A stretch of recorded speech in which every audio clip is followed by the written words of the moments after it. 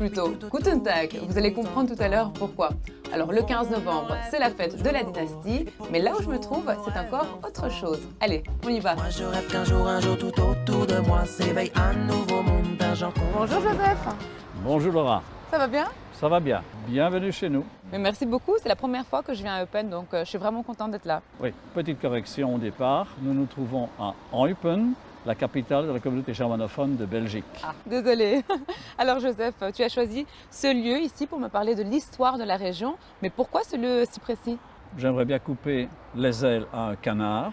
En général, on pense que la communauté germanophone a fait partie de l'Allemagne pour un temps pratiquement illimité. Or, ce n'est pas le cas. Ah non? La communauté germanophone a fait partie de l'Allemagne de 1815 jusqu'à la fin de la Première Guerre mondiale. Et sur les 1000 ans d'histoire de la communauté germanophone, il n'y a eu qu'un siècle allemand. Elle a fait partie d'abord du duché de Limbourg, qui ensuite est passé sous la tutelle du duché de Brabant, et cela jusqu'à Waterloo 1815. Voilà Laura, nous arrivons ici face à la demeure du Premier ministre. Officiellement, c'est la maison représentative de la communauté germanophone. Et c'est très joli en tout cas. Hein. Le 15 novembre, pour toi, ça représente quoi? La fête de la dynastie belge, mais ici dans la région germanophone, c'est également la fête de la communauté germanophone. Et c'est par hasard que ça tombe le même jour? Non, c'est même intentionnel.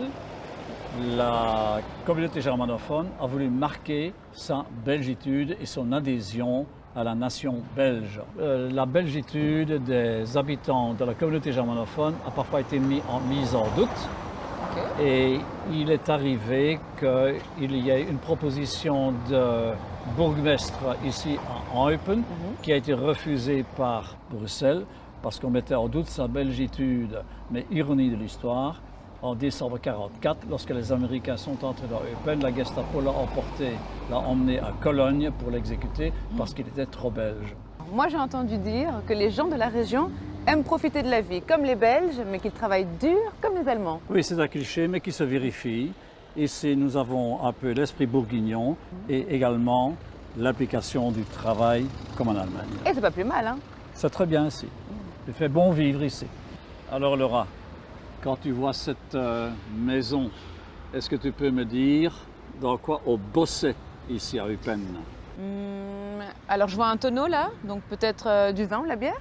Le tonneau était en fait l'emballage des tissus de laine que l'on transportait par bateau, comme en témoigne le globe qu'on voit à gauche et l'encre de bateau que l'on voit à droite. Oui.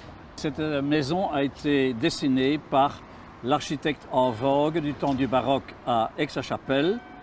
Il s'agit de Johannes Joseph Couven. Une chose est certaine, les Eupénois ont fait leur beurre avec l'industrie lainière. Il n'est donc pas étonnant d'y trouver des maisons luxueuses et d'autres témoins de ce passé glorieux. L'artiste a enroulé le fil de laine au sommet de son œuvre. C'était la laine qui dictait la loi à ce moment-là. Ah, mais voilà Pierrot! Ce n'est pas vraiment notre Pierrot, il s'agit du clown, notre figure représentatrice du carnaval.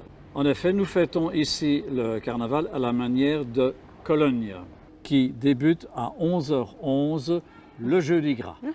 Et justement, en parlant de Cologne, c'est depuis la période prussienne qu'on parle allemand ici? Non, nous parlons allemand depuis le haut Moyen-Âge dans la région. Bon, Joseph, Prost! Prost! J'ai bien prononcé alors? C'est très bien prononcé, oui, oui. On vit quand même bien ici, hein, dans la région. Nous avons toute l'infrastructure qu'il faut pour accueillir les visiteurs d'un jour, pour accueillir les visiteurs à plus long terme. Et nous avons également des produits du terroir qui sont marqués Ostbelgien, qui sont des produits locaux. Mais c'est vrai qu'on a aussi fait santé au Panda. Hein. C'est le surnom de l'équipe de la KAS Eupen, qui, en Division 1, occupe pour l'instant la colonne de gauche au classement. C'est pour l'instant notre meilleur ambassadeur. Et d'ailleurs, pourquoi les pandas? C'est simplement une référence au noir et blanc. Ah, donc ça aurait pu être zèbre aussi. Oui, mais les zèbres, c'était déjà pris. Alors succès alors, hein? Alors succès. Un verre en terrasse, Laura c'est bien, mais n'oublie pas, tu as encore un rendez-vous très important au programme. Bien, bonjour monsieur. Merci de me recevoir ici, juste en face du Parlement, qui est quand même un endroit très important. Et qu'est-ce que ça symbolise pour vous? C'est l'endroit de la démocratie germanophone, c'est l'endroit où nous faisons nos lois régionales, où nous discutons, où nous nous disputons aussi et où nous essayons de faire tout ce qu'il faut pour améliorer les conditions de vie de notre population. J'espère en tout cas que je ne vous dérange pas quand même en pleine journée dans votre travail. Hein. C'est un grand plaisir de pouvoir sortir du bureau, bien que le bureau soit très convenable, mais venir ici, sous cet arbre, parler avec vous de notre région, c'est quelque chose qui est extraordinaire. On le souhaiterait d'ailleurs vivre beaucoup plus souvent, mais aujourd'hui c'est un grand jour de ce point de vue-là. C'est vrai qu'en Belgique, on ne connaît pas assez la région, on n'en parle pas assez. Cette région qui est quand même vraiment magnifique. Mais quels sont vraiment les points forts, les atouts de cette région? On a beaucoup d'atouts touristiques à offrir aux touristes. L'infrastructure touristique d'une part, financée en grande partie par la communauté germanophone même.